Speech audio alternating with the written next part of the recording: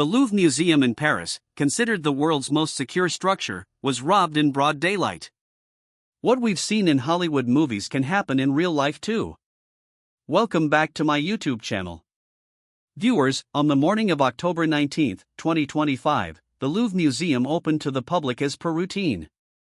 Guards were at their posts, and tourists from around the world began entering. By 8:30 a.m., the museum had been open for 30 minutes. That's when an unusual activity occurred on the museum's side facing the Seine River. A truck, typically used to deliver furniture to high floors, pulled up near the museum wall. This truck was equipped with a mechanical lift. But it wasn't there to transport any furniture, and the people inside had no good intentions. The group consisted of a total of 4 people.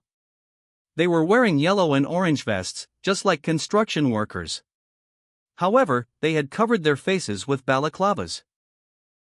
2 of the 4, without a care, extended the mechanical lift to reach a balcony on the first floor of the museum.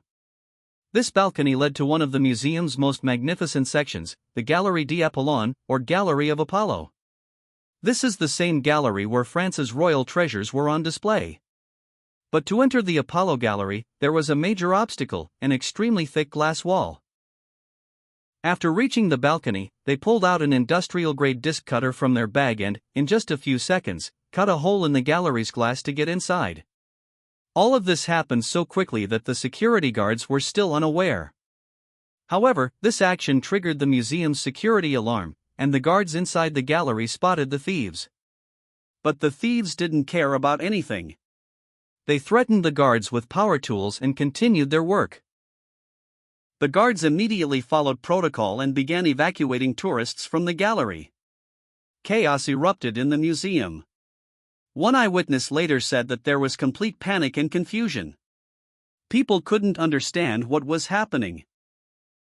While the police and staff members were busy evacuating the distressed people from the museum, those 2 thieves calmly broke the glass of the display cases in the gallery, picked up 9 precious treasures, and then exited through the same cut glass back to the balcony.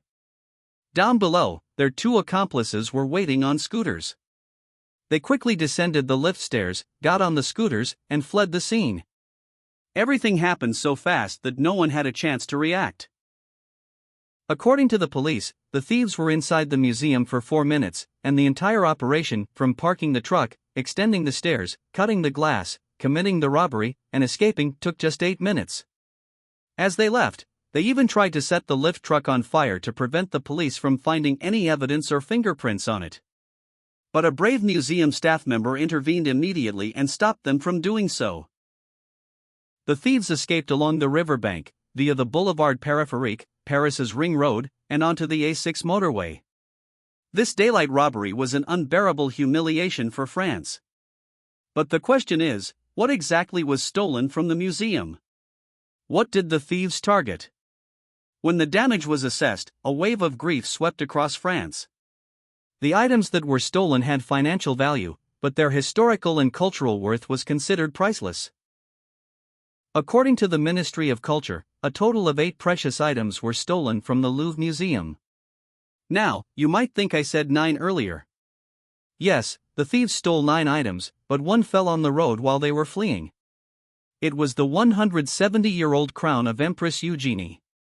Empress Eugénie, who was the wife of Napoleon III, had this crown specially made for her in 1855.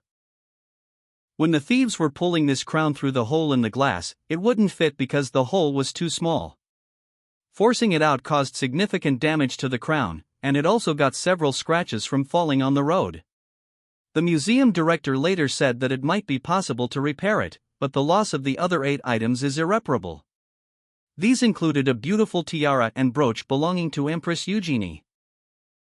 From Empress Marie-Louise, who was Napoleon Bonaparte's second wife, an emerald necklace and matching earrings from the same set. Additionally, from Queen Marie-Amélie and Queen Hortense's sapphire set, a tiara, a necklace, earrings, and a special type of brooch called a reliquary brooch. All these items were from the 19th century and were adorned with thousands of diamonds, emeralds, sapphires, and other precious stones. These weren't just jewels, they were part of France's royal history.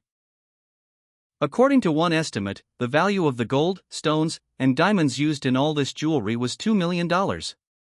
But considering the royal family they belonged to, even $102 million or $1 billion couldn't compensate for it.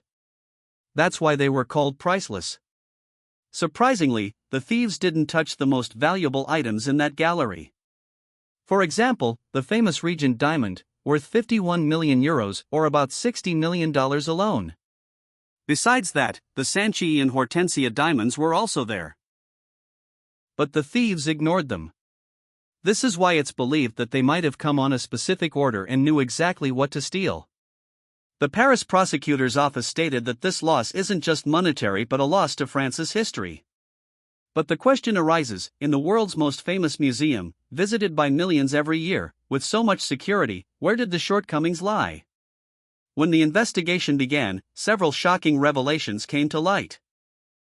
French media reported in initial reports that in the section of the museum where the theft occurred, 1 out of every 3 rooms had no CCTV camera at all. Yes, the world's largest museum didn't have complete CCTV coverage. And the external cameras that were installed didn't fully cover the balcony where the thieves cut the glass to enter.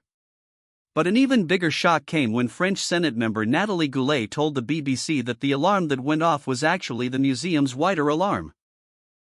There was also a localized alarm system on that balcony.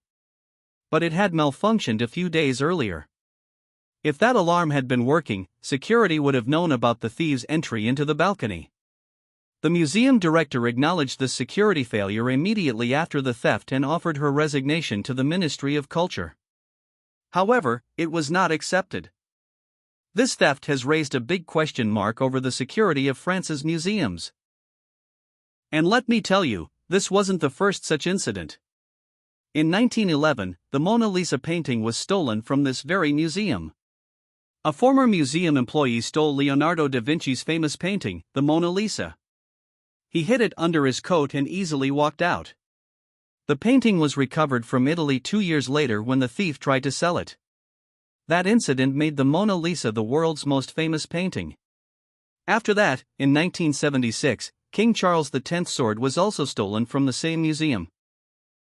3 thieves broke a window, entered, and stole King Charles X's sword, which has never been recovered. And the last time was in 1998, when the museum was again the site of a crime. Thieves removed a painting from its frame in broad daylight and escaped. That painting is still missing, and now, 27 years later, this robbery has occurred. At this time, more than 60, according to some reports, over 100 investigators are working on this case. Fortunately, on Saturday, October 25, 2025, the police arrested 2 suspects who appear to have deep links to this robbery. The police had collected around 150 DNA samples and fingerprints from the scene. These samples were taken from the thieves' items like helmets, gloves, and inside the truck, and the police say the arrests were made based on matching DNA samples. One of the suspects has a prior record of gold theft. The police hope to soon catch all the thieves and the mastermind involved in the Paris Museum robbery. However, it hasn't been revealed yet whether any stolen items were recovered from these suspects. After the theft, the museum was closed until October 2, but the Apollo Gallery remains closed. The police say this was a highly organized and professional theft, and the investigation is ongoing.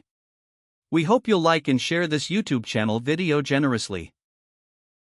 Thank you so much for your loving comments. See you in the next amazing video.